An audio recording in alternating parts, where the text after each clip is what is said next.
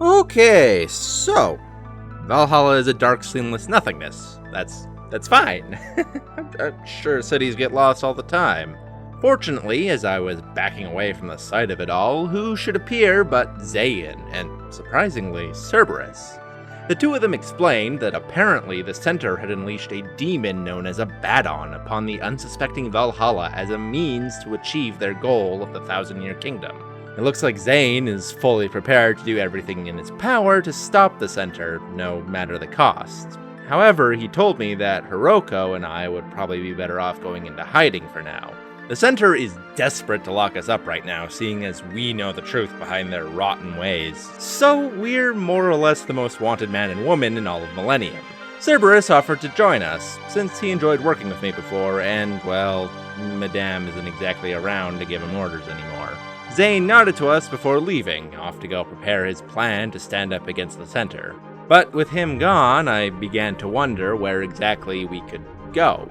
The center is kind of everywhere in this place. I mean, Valhalla would have been the best place to lay low before, but, well, I think I know who I can ask for advice on this.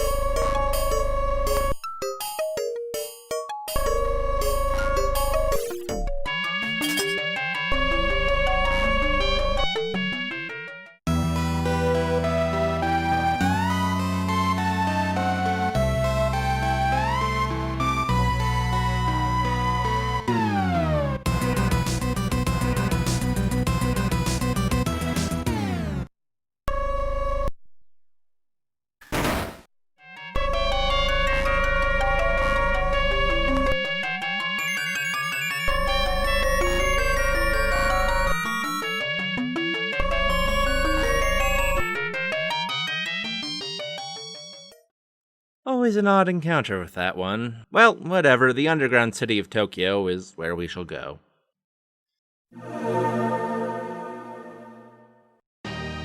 Cerberus, Hiroko, and I made our way to Holy Town and into that massive cathedral where Beth and I had faced King Frost. After a bit of snooping, we made it through a secret entrance near the back where we found an ancient-looking elevator. It looked like it hadn't been touched in years. I mean, it's hard to say if it was even safe to use, but at this point, it was our only option. So I opened the door and began to... Wait, did you hear that? Oh, for the love of...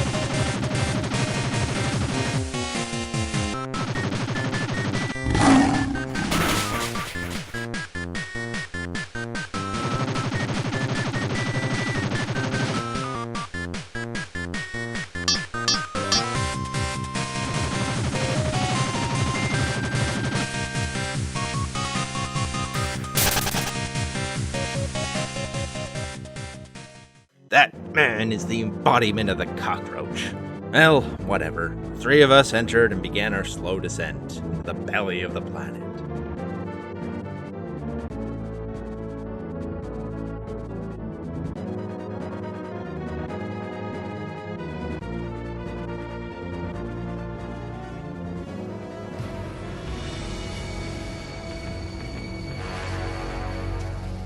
What a thrill. After a long elevator ride down, the three of us stepped out into a desolate wasteland. Remnants of some ancient civilization were everywhere amidst a sea of sand. No wind blew, not even the subtlest hint of a breeze. If I didn't see Hiroko walking around, I would have assumed that time stopped. Hiroko ran forward to examine some of the dilapidated buildings, while Cerberus absentmindedly licked his paws, waiting for us to get going again. After a brief look around, the three of us began our march into the depths of Tokyo, and it wasn't long before we came across a building. However, unlike the ruined, sand-covered boxes we'd covered so far, this one seemed somewhat maintained. After a quick glance at one another, the three of us entered the strange building, whereupon we were greeted with a sign. Beyond here lies the kingdom of the great fairy Oberon. While here, follow his laws. Odd, but we made our way deeper into the dwelling all the same. It became apparent that this city was in fact home of any number of strange denizens. Pixies, goblins, elves, you name it. What an odd little place. I never realized demons could live lives so similar to our own. Maybe I've been thinking about this all.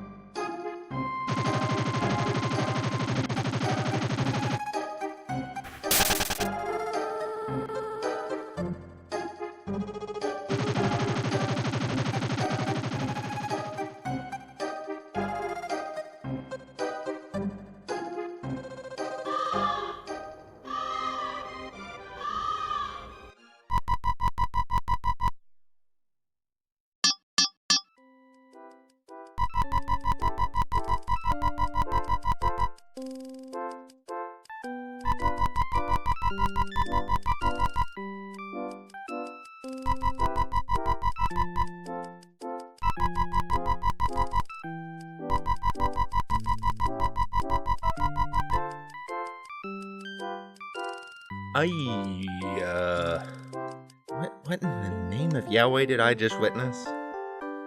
Fortunately, it looks like Daleth, ever the incompetent buffoon, doesn't have anything planned for Hiroko, so she should be fine. But with the drug working the way that it does, it's only a matter of time before... Oh, why couldn't it have been me that she looked at? No! Stupid Elle! Focus! Focus! We gotta save her! So, Cerberus and I made our way through the city until we came across Oberon's throne room. There, Oberon informed us that the only way to regain Hiroko's sanity was to create a remedy of sorts. Unfortunately, the remedy would require the very powder that was used on Hiroko, and the only one who has that powder is the very demon who tossed it, the mischievous trickster, Puck. Apparently, he hangs out on the far edge of town in an abandoned building. Why do I get the feeling that this is going to be a pain in the ass?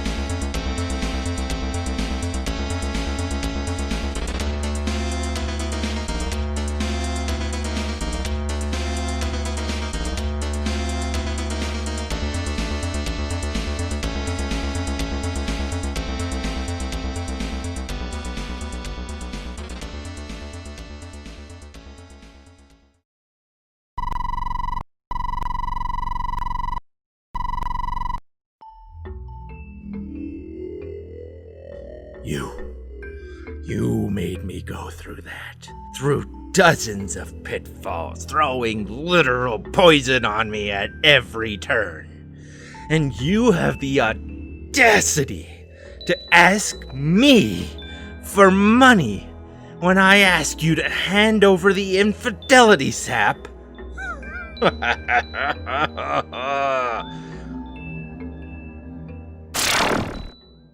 After handing Oberon the freshly obtained sap, he was quickly able to whip together an antidote for Hiroko. So we quickly made our way over to Daleth's room, where...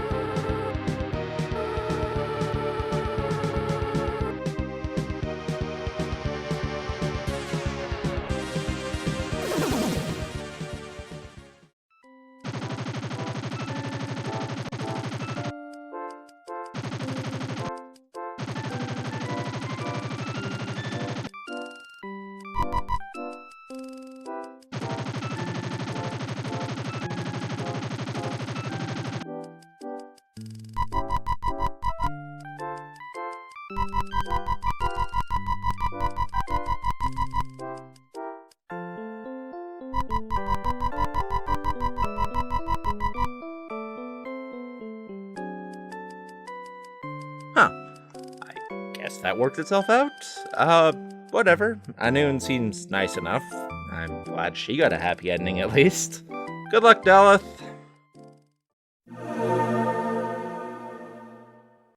Well, might as well continue our exploration of Tokyo. We left the city of fairies behind us and continued ever deeper into the world. The scenery was much the same as before, ruined buildings and yellow sand, but every once in a while we would come across this strange altar of sorts. There were several of them dotted across the landscape, easy to pick out against the barren wasteland. It was unclear what they were meant to be, but approaching them seemingly had no effect. Oh well. Eventually, we found yet another mighty building. This one was a fair bit more run down than the fairy city, but still showed signs of something living there. Upon entering, we found another sign greeting us that claimed this was the city of mutants. Surface dwellers keep out. Hiroko and I glanced at one another, but decided that our only real recourse was to press onward. So, into the mutant city we went. As we made our way through, the supposed mutants became more apparent. The majority of them shied away at our approach, covering themselves in many layers of clothing, so it was hard to tell exactly what they looked like. But from the few glances we got of their blue skin and pale sunken eyes, they were certainly eerie. But we actually were able to do business with a couple of them. At the very least, none of them seemed hostile or anything. As we went further and further into the building, eventually we made it to the deepest part. There we found a very small room. I gave Hiroko a small shrug before walking inside, where we were greeted by, what I can only describe as the love child of Yoda and Chucky. The extremely short mutant introduced himself as Hiroko, a servant of the gods, and asked if we would be willing to fulfill his request. Sure, I guess. It's not like we're headed in any one direction right now. So, Hiroko asked us if we would collect the body parts of the great Masakado, guardian of Tokyo. If we could bring all of them to him, he could be revived and help to reclaim the land. Sure. Why not? It's not like we have anything better to do. How long could it take?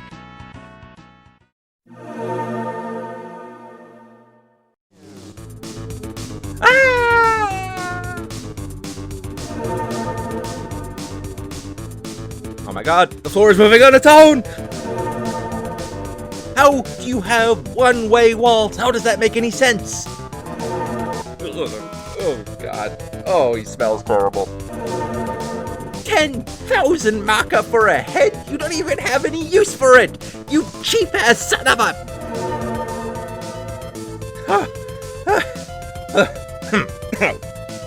And just like that, Masakado was alive and well. Nothing to it, really. I need to lie down. We've been down here for a while now. As I sat and pondered, I began to wonder, how is Millennium doing? It seems like Hiroko was sharing my thoughts, as after we'd finished breakfast, she asked if maybe we should return to the surface. And I agreed. While we certainly were safe from the center down here, we wanted to return home. It feels like ages ago now, but just a few days ago, I was being hailed as the new Messiah of Millennium. Well, I'm sure the center doesn't call me that anymore, and the title never felt appropriate in the first place. Part of me does feel like I owe something to the people of Millennium. If I was truly born to be their savior, then I need to head back and deal with the bloated tumor eating away at the lives of Millennium. I need to put a stop to the center and the heads of the Messian religion. So, with Hiroko and I in agreement, the two of us headed back to the surface, back through the city of mutants and fairies, back up the ridiculously long elevator, and once more into Holy Town. As we made our way through the streets, we noticed a large crowd milling around something. Intrigued, we pushed our way through the crowd to find out what all the hubbub was about, where we found...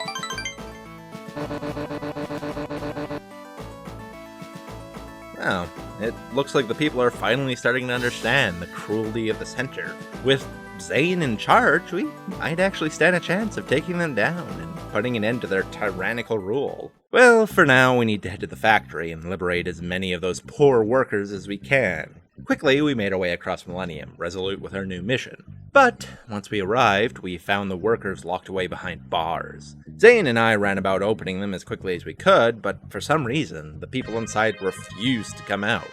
We tried to talk some sense into them, but each and every one of them refused our help, shouting at us to just leave them, before recoiling back into their cells. It's just like when I found Hiroko in her cell. What the heck is the center doing to these people?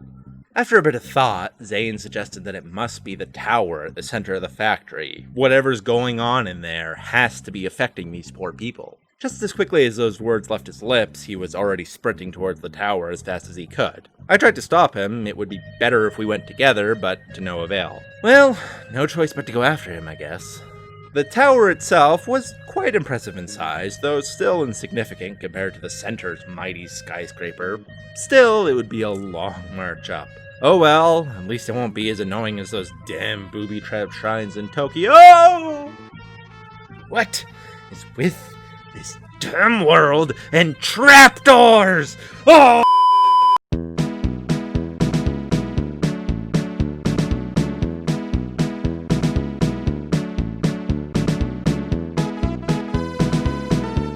And just like that, we made it to the top, where we found Zayin lying on the floor. Hiroko and I rushed to his side, and he groggily pulled himself up. He was hurt, but nothing too serious by the looks of things. He warned us that a powerful demon waited behind the door. It really does look like the center will happily use demons wherever they can. Whatever, I can't let what happened to Zayin stand. I stood up and pushed into the room behind him. Before me stood a disgusting beast. It introduced itself as Belphegor. It was surprised to have so many visitors in one day, but its job is to deal with riffraff that come his way. And with nary a second thought, he began to let out a powerful icy gust. It was a rough battle. I can see why Zayin had so much trouble, but unlike him, I'm not alone. Hiroko and Cerberus are by my side, and with the extra help of a nice principality to keep us all topped up, we were able to wear down and defeat the demon. With Belphegor defeated, we were able to push past him and find out how exactly the center was controlling the workers, where we found a large open room. At the very center stood a cage, and inside was a beautiful demon, a winged woman known as Siren. She was singing a beautiful song, and yet, despite its beauty, it sounded so depressing.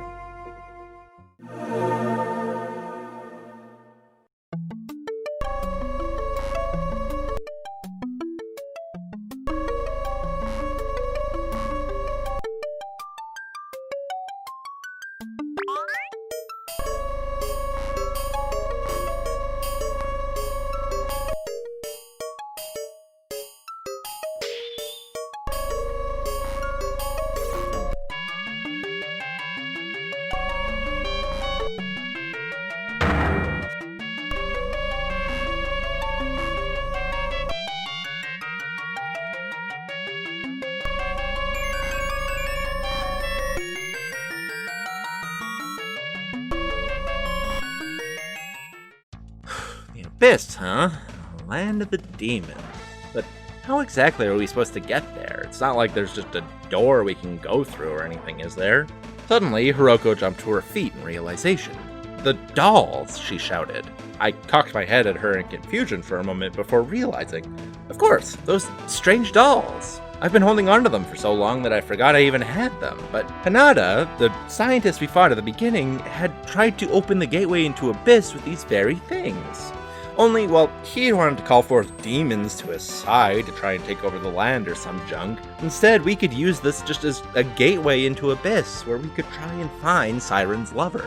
We found a room in Holytown that had a suitable layout to place the 4 dolls, and then carefully place them on the 4 altars. Before our eyes, a gateway opened. The Abyss stood before us, a vast expanse, dark and foreboding. But unlike Tokyo, which felt barren and lifeless, trapped in time, the Abyss seemed almost teeming with life. Sure, there were no plants to speak of, but multiple towers could easily be made out across the skyline. And as you might expect, powerful demons prowled the countryside. Though surprisingly, not all of them were particularly vicious. It's kind of hard to believe, but it looks like demon kind have their own society down here. While it's easy to think of them as mindless monsters, it looks like in some way, they do have their own civilization. That being said, this place is massive. How are we going to find a man we're looking for in a place like this? It's so vast. With so many different nooks and crannies to look through, it could take us years before we... Wait, is that him over there? Well, that was easy. Whatever. The soul in love with Siren, known as Peterson, was relieved at a revelation that we had come looking for him to bring him to his girlfriend. And when I say soul, I mean he was literally little more than a specter. Anyways, with nary a look back, the 3 of us made our way back to the factory sector as fast as we could, until we reached the top of the tower in the holding cell of Siren. Siren, who hadn't deigned to look up once when we tried to talk to her before, immediately stopped singing upon hearing Peterson's voice. She got to her feet and turned to look at him. The two slowly walked towards each other, neither saying anything, just staring deeply into the other's eyes. Hiroko and I couldn't help but feeling a little out of place. But after the two were done, finally reunited, they turned to thank us before fading away back into Abyss. A nice ending for a happy couple, I guess. Well, in any event, this means that the control over the people of the factory district should be completely abolished. Hiroko and I quickly began about releasing the prisoners from their cells. Finally, the majority of Millennium is free from the Center's clutches. Now we can begin our offensive. With Zayin's help, we can show those Messiah assholes what's coming to them. With his... Actually, where the heck is Zayin? I searched around the factory for him for a while, but I couldn't seem to find him anywhere. Until I noticed one of the large TV screens at the center of town.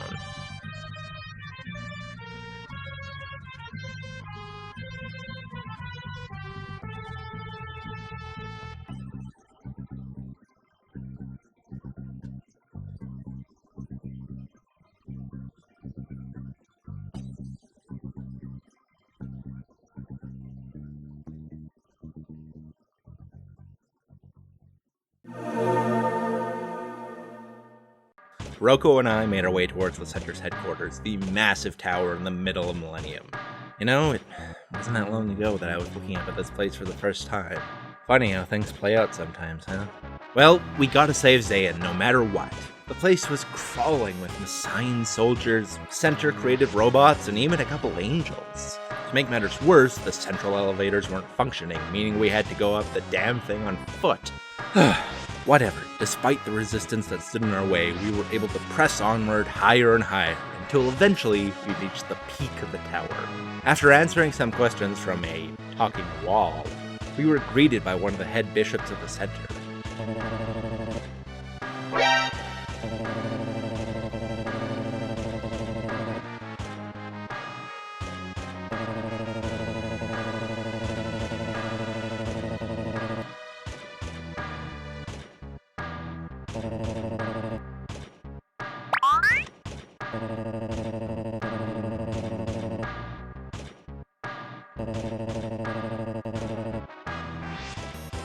I was confused by much of what the elderly man said, but couldn't dwell on it. I needed to find Zayin as quickly as possible. After making my way just a bit deeper through the maze-like layout of the place, I found him. But I was too late. Oh, they've encased him in carbonite. He should be quite well protected. If he survived the freezing process, that is. Behind Zayin's stone form, a cackling laugh echoed out. I looked past to find 3 robed men, the other head bishops at the center. They explained that all traitors are doomed to meet this fate. Zayin was only the beginning. Hiroko and I would be next.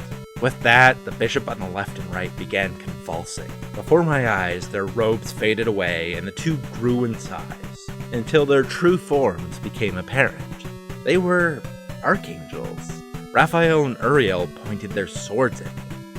With a clash of steel, the fight began.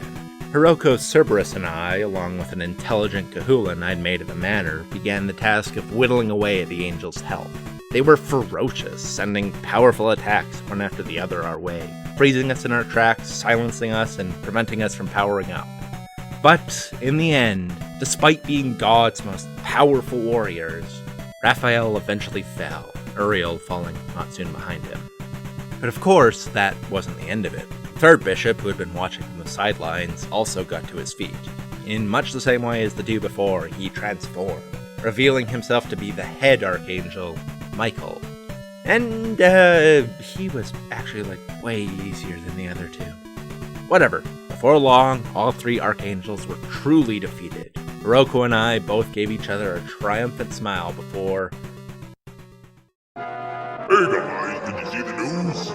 Wait, Raphael? Real? Michael! Oh, he was limited edition, man. You know how much it cost me to make that thing. Mom's gonna be pissed when she sees how you messed up on screen.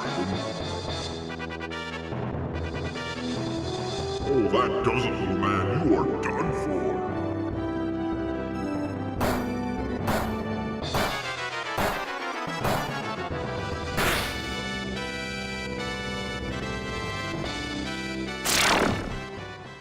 Is that it? Did we actually defeat God? Oh my god.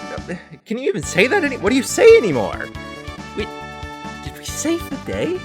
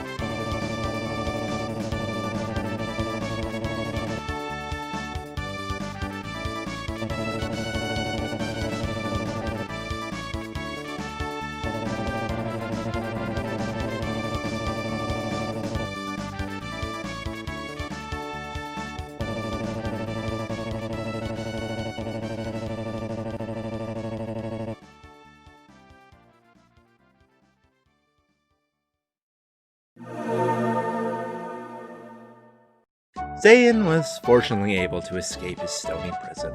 Looks like we really did get our happy ending. At last, we don't have to worry about those center assholes controlling every aspect of their life, and everything can go back to...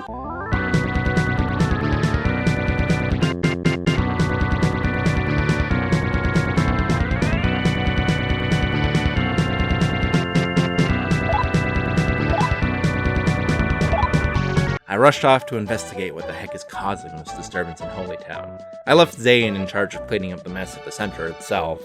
He always was better at dealing with people than I was. After a bit of snooping around, the disturbance became exceedingly apparent. A massive, drill? Tower? Whatever it was, it had sprung up out of the earth. What the heck is this thing?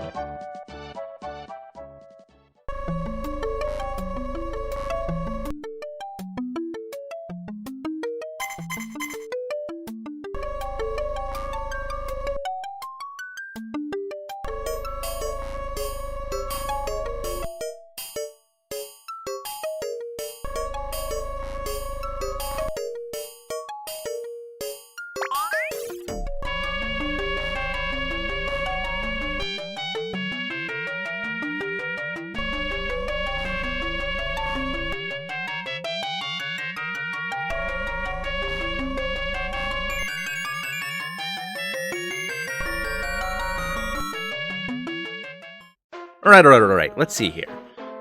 Danger all who enter here. Pits of sulfur. Blah, blah, blah. Yeah, I've been there before. Here we go. To enter Abyss, you need to activate the 7 altars within Tokyo. Oh, that's what those are for. Okay, so let's see here. To activate the altars, you need to place atop them the planetary pillars. Planetary pillars? Wait, I have those. I've just been collecting those all over the place. I didn't think they were much of anything. I got one from Masakato, I got one from Daleth, I got one from a random guy in a bar, yeah. I have, let's see here, 6? I have 6 of them. Okay, sweet, I only need one more. I thought this quest was going to be a pain in the ass, but okay. Let's see here, where's the final one?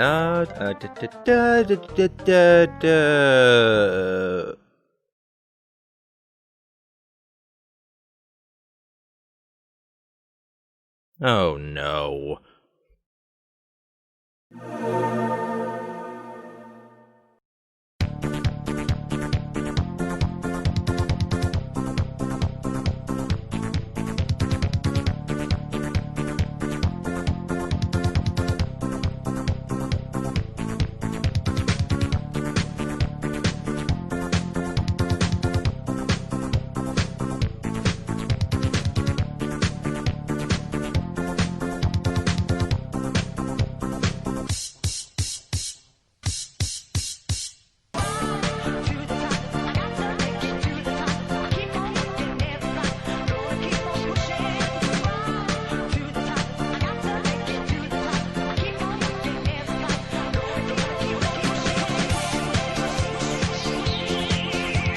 We are never speaking of what transpired here ever again, are we, Claire? Well, with that done, we quickly headed down to Tokyo, placed the pillars atop the altars, and with little warning, before we knew it, we were in Abyss. Huh, well, that was surprisingly straightforward. Well, alright, we gotta deal with this giant, tail, apparently.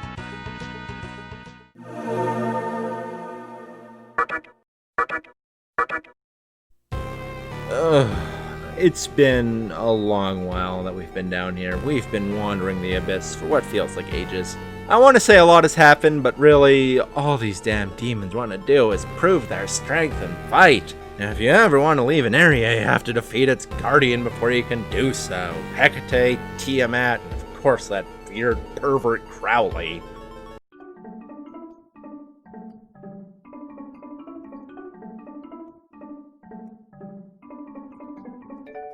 Did not care for Crowley.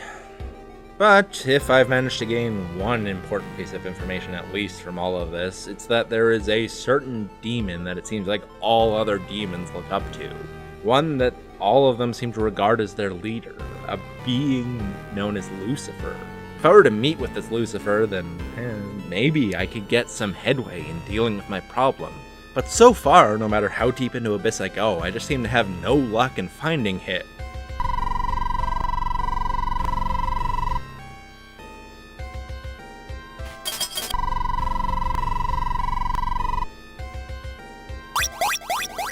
Well, that was convenient. Hiroko and I were whisked away by the demon Gemmery, and were brought before a well-groomed man in a business suit.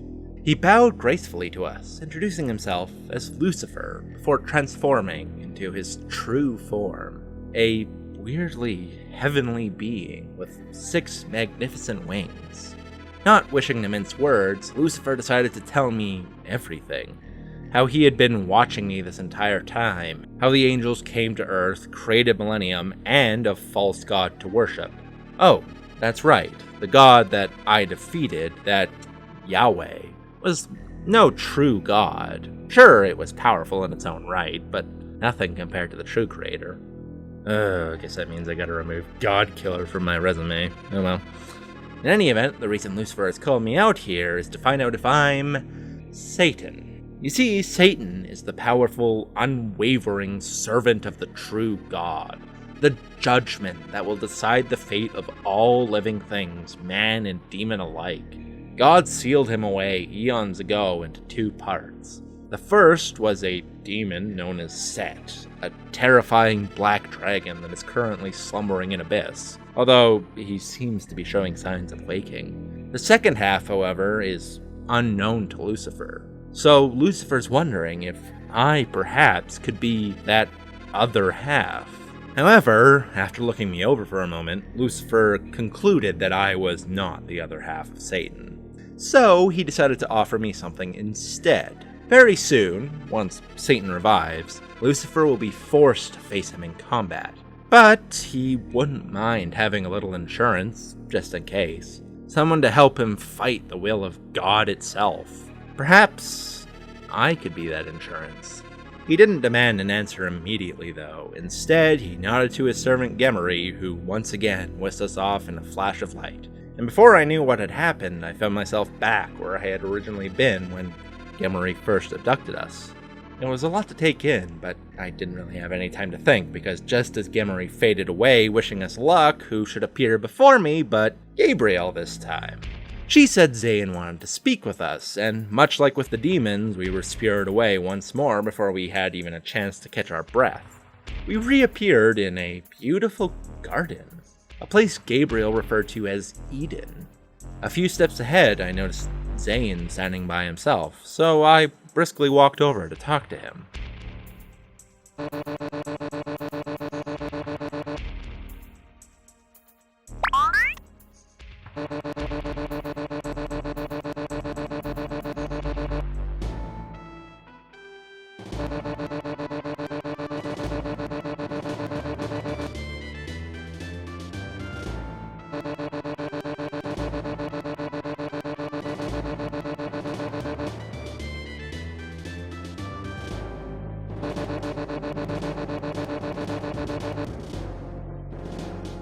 That's a lot to think over, but at the end of it all, it almost feels laughably simple, doesn't it?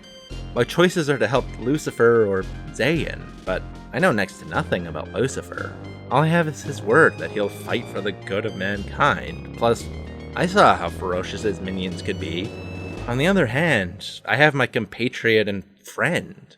While I may have been the one that defeated the angels and liberated the center, he was the one who rallied the people. He's the one who's made this transition over from the Messiah's teachings so much more manageable. In my mind, there's no question. I have to side with Zayin.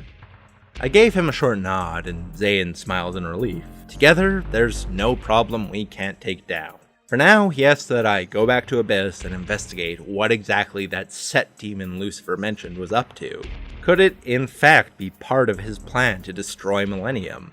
Well, it's not like I'll be much help around here anyways. I turned to begin my journey back down to the land of demons, but just as we got out of Zayin's eyesight...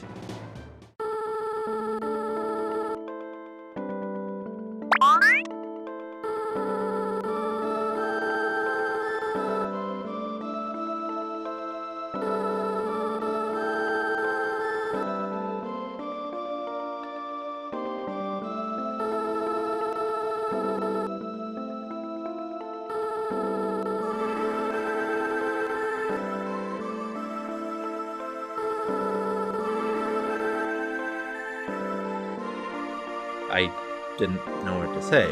But come on, we can trust Zayin, right? After everything he's done, he only has the best interests of the people in mind. I made the right decision, right?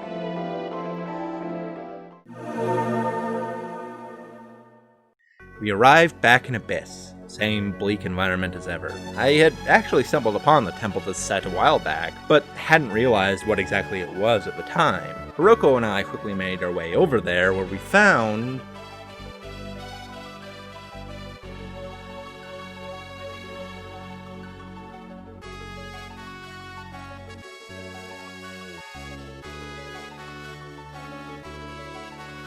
Well, he's awake now.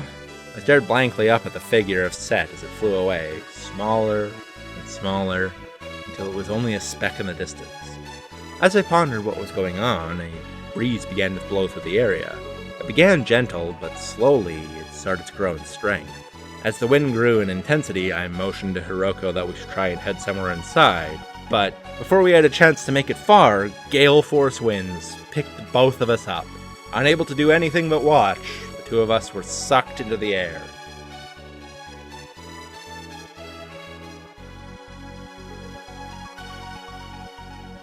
Inside, it became immediately apparent that this wasn't just some hole in the ground, this was something living. Walls, the floor, the ceiling, everything were a sick mass of some living tissue. Oh, this is just what this day needed. There's gotta be some way to get out of here.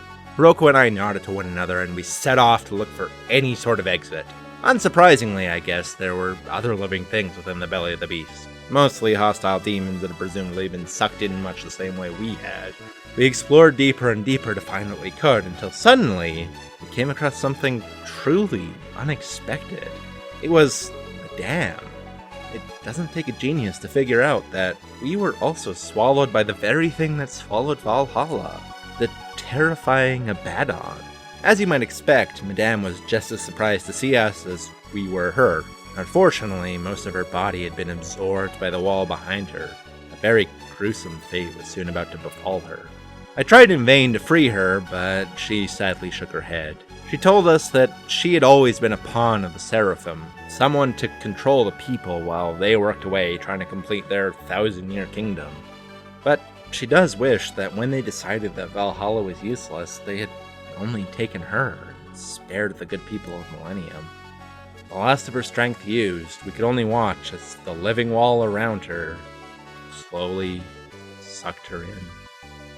Hiroko and I both bowed our heads in silence for a moment, but unfortunately couldn't just stand around. If we didn't want to meet that fate, we had to keep walking. As we made our way along, we started to come across, rooms. But not just any rooms, familiar rooms. Rooms from Valhalla. Well, I guess that makes sense. After all, Abaddon did eat the entire place, so it shouldn't be too surprising that bits and pieces of it are still laying around. Wait a minute. An idea suddenly dawned on me. Hiroko looked at me in confusion, so I grabbed her hand and dragged her along. Yes, this place. I know this place. If we just go down here, maybe, just maybe. There he is. Mikata.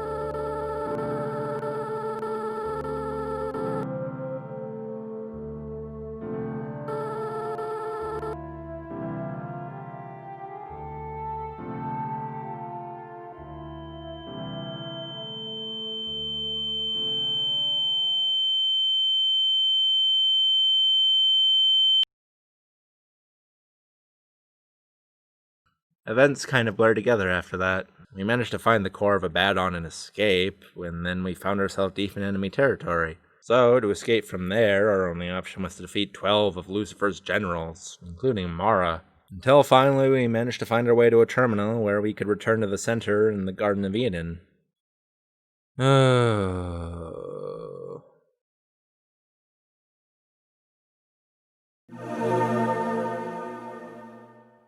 I was summoned once more by Zayin to the Garden of Eden. I met with Hiroko, and the two of us exchanged an awkward nod. She had been as silent as I had. I can imagine this has been easy on her.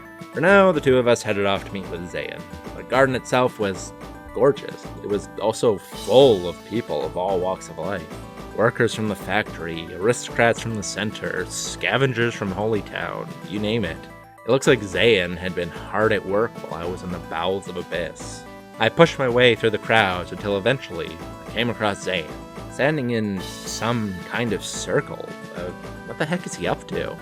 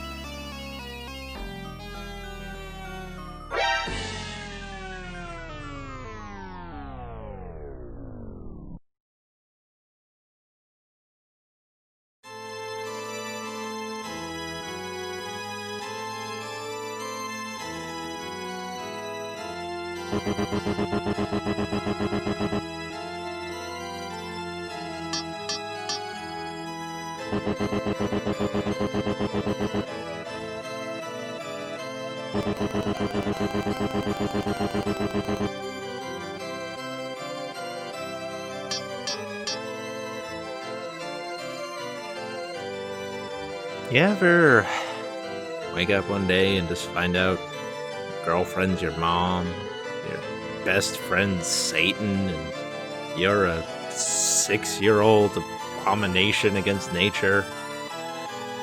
You know what? Fuck it. What's the worst that can happen at this point? I've hit rock bottom. If I can at least somehow make the lives of the people of Millennium better, then to heck with it. let's go take out some of these frustrations on that bitch-ass Lucifer. So, the three of us, Hiroko, me, and Satan, using Satan's immense powers, instantly teleported into Lucifer's castle. The place was swarming with demons, more deadly than any I had encountered thus far, but with the help of Satan, nothing was too difficult to overcome, and before long we found ourselves before Lucifer himself. He and Satan argued amongst themselves for a while, but it didn't last long, and Lucifer unleashed his true power upon us. Even with Satan in tow, Lucifer was an incredibly formidable opponent. Not only was he ridiculously strong, but he was also faster than anything I had ever seen. Hiroko was forced to play support as she just couldn't keep up with Lucifer's insane speed, meaning almost everything was put on me and Satan's shoulders. Whatever. I took all the frustration and anger I had built up over the past couple of days and put it into destroying this son of a bitch. With a leap and a swing, I brought down the mighty Lucifer.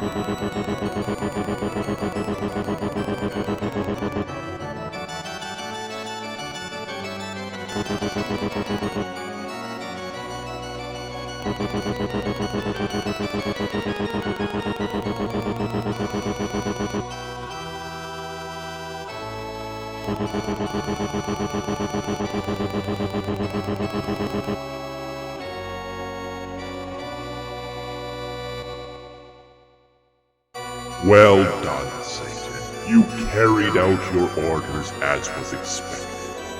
And you, Hiroko and Elle, you have both followed my will admirably. Truly, you are my best servants. Wait, you seek to defy me. Even you, Satan, you seek to stand against me. Any who would dare to defy me, defy the natural order of the universe. I am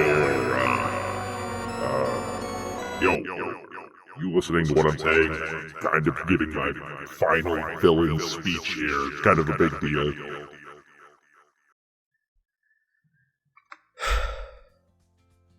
Do you have any idea how my past week has been? You can talk? First, it started off with me finding out that I'm a 6-year-old miracle of science, whatever the hell that means. Which invariably leads to me finding out that the girl that I've had feelings for this entire time is actually my mother. There's no psychiatrist in the world that's going to be able to help me repress those emotions.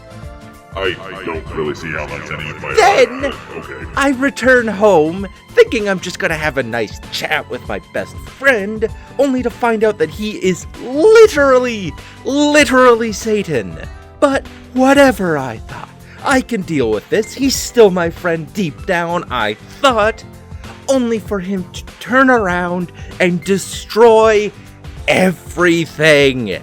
The entire planet, mankind, demonkind. I mean, how am I supposed to explain to my Lakshmi that she's the last of her kind? You realize how awkward a conversation that's going to be?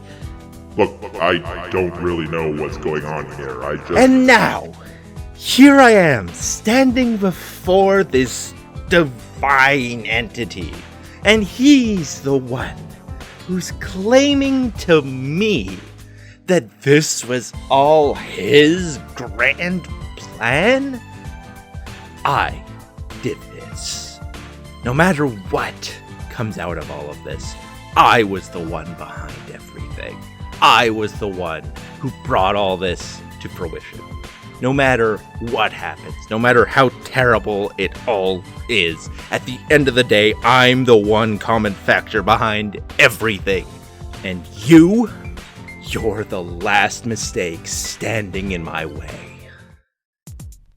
How dare you speak up to me like that? I am the true creator. I am the god of this plane.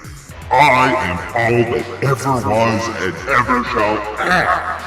What? Stop! Ah! How dare you attack me? Take this! Ah! No, can't end like this. You're just a human.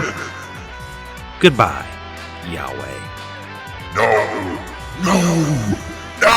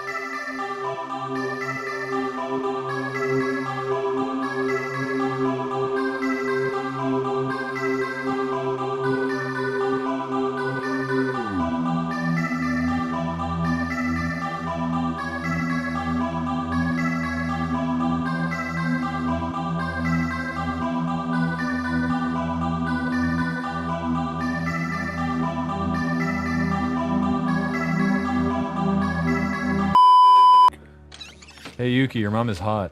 Hey Yuki, your mom's like 3 years older than you, and you're on a first name basis. So, you gonna hit that or? I don't really know the etiquette in these situations. Okay?